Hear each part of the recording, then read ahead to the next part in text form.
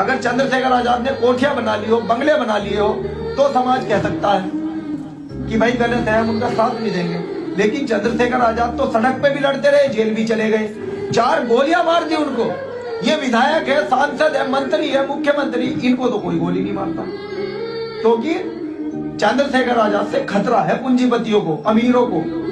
जिन लोगों के हाथ में देश की प्रदेश की व्यवस्था है, सत्ता है, वो लोग डरते हैं कि जब ये चंद्रशेखर आजाद इस समाज को इकट्ठा कर लेगा तो सत्ता परिवर्तन होगी, और अगर उनके हाथ से सरकार चली गई तो उनके हाथ से सारे ठेके चले जाएंगे। सड़कों के, मकानों के, गलियों के, लाइटों के कितने ठेके छूटते हैं इस देश में, ये सारे ठेके उनसे चले जाएंगे। फिर अपने समाज को भी फायदा मिलेगा, जो वंचित रह गए, जो गरीब रह गए, जो संसाधन विहीन समाज है। ये जमीनें आज जो दूसरे लोगों के पास 100 बीघे, 500 बीघे, 1000 बीघे है, ये सर पे उठा कर हिलाए कहीं से। ये जमीनें हम सबकी है। अगर सही तरीके से देश की आजादी के साथ साथ इस देश की धन धरती को भी बांट दिया जाता गरीबों और अमीरों में बराबर, तो फिर ये समस्या पैदा ना होती।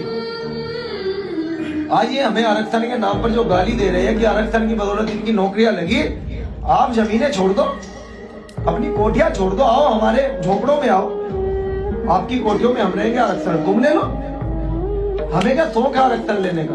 जो बड़ी बड़ी, अगर चंद्रशेखर आजाद ने कोठियां बना ली हो, बंगले बना लिए हो, तो समाज कह सकता है कि भाई गलत है, हम उनका साथ नहीं देंगे।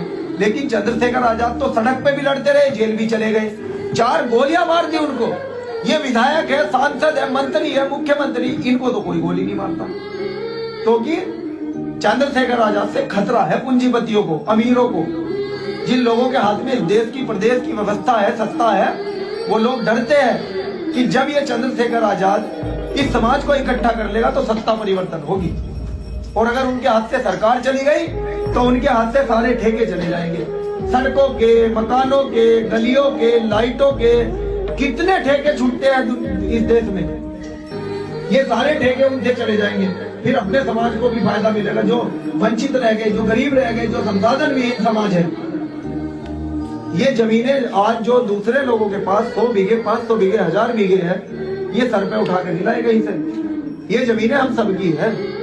अगर सही तरीके से देश की आजादी के साथ साथ इस देश की धन धरती को भी बांट दिया जाता गरीबों और अमीरों में बराबर, तो फिर ये समस्या पैदा ना होती। आज ये हमें आरक्षण के नाम पर जो गाली दे रहे हैं कि आरक्षण की बदौलत इनकी नौकरियां लगी, आप जमीनें छोड़ दो, अपनी कोठियां छोड़ दो, आओ हमारे झोपड़ों में आओ, आपकी कोठियों में